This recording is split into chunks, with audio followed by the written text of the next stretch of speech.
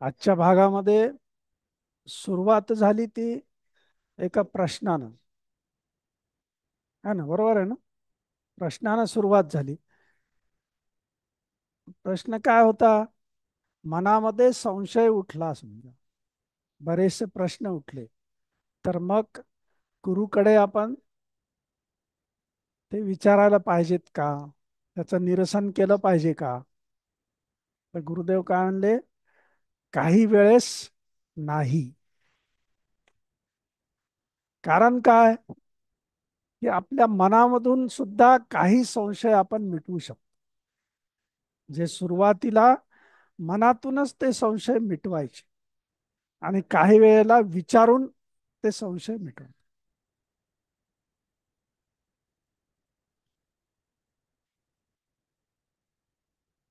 मग दुसऱ्या प्रश्नामध्ये काय होतं?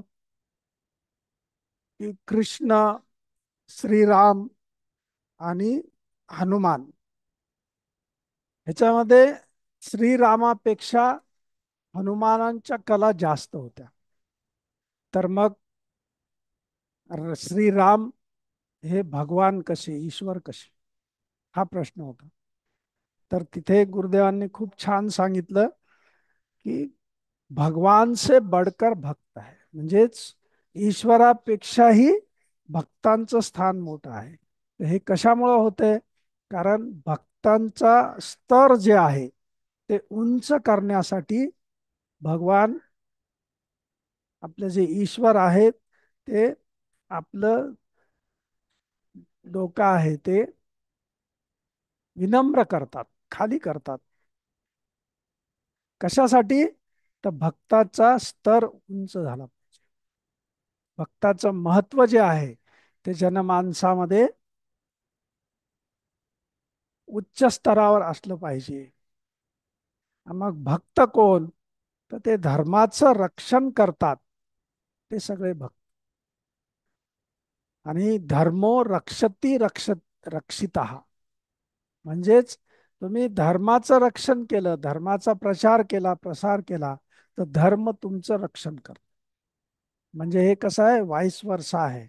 असं नाही की तुम्हीच फक्त करायचं, असं नाहीये. तर ईश्वर सुद्धा तुमचं रक्षण करत आहे की नाही? आणि एक दुसऱ्याची मदत करणं हा दैवी गुण आहे. म्हणून आपण आपल्या दररोजच्या दैनंदिनीमध्ये सुद्धा एकमेकाला मदत करतो, आहे की नाही? आपण हॅपीनेस प्रोग्राम सगळ्यांनी केलेला आहे की नाही? बरोबर आहे ना? तर मग त्यामध्ये सुद्धा आपल्याला गुरुदेवांनी एक हे दिलेलं आहे की मदतीच्या कृती करा.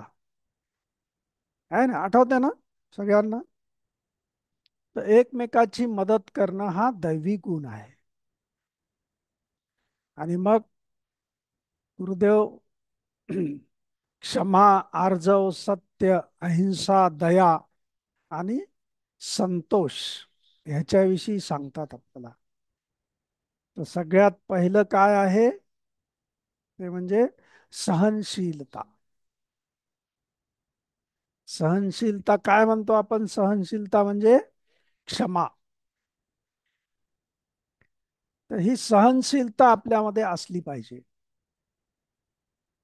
तरच आपल्याला हे ज्ञान प्राप्त होते. मग ते सांगत असताना काय सांगितलं? ह्याला अमृता समान मानायचं.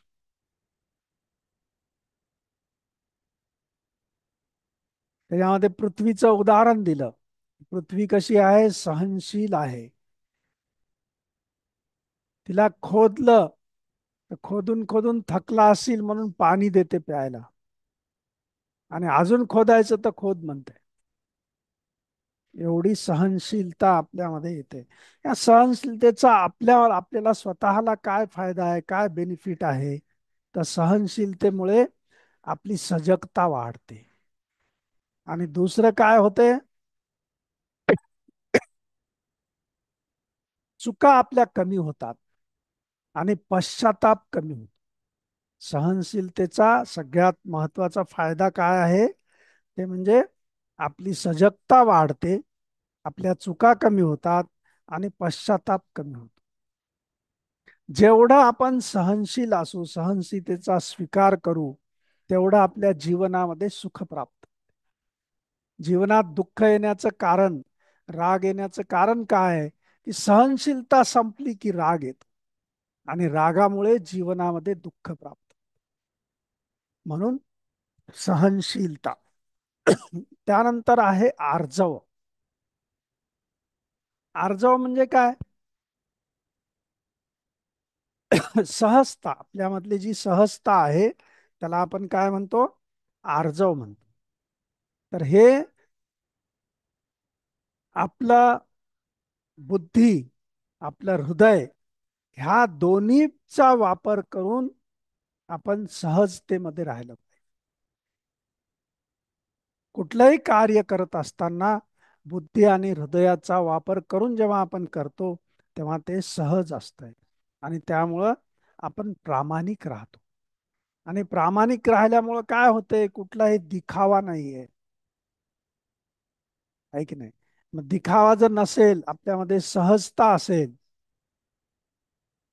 तर मग तणाव येत नाही, राग येत नाही. आणि त्यानंतर मग आहे दया. तर दया हे आपल्या आतमधले जे हृदयस्थ संवेदनशीलता आहे, त्याची सूचकता आहे. ती सूचक आहे त्याचं. आपण एखाद्या दगडासारखे आहोत, समोर काही घटना घडत आहेत आणि आपण नुसते दगडासारखे बघून बघत आहोत, तर ते मनुष्यत्व नाही आहे.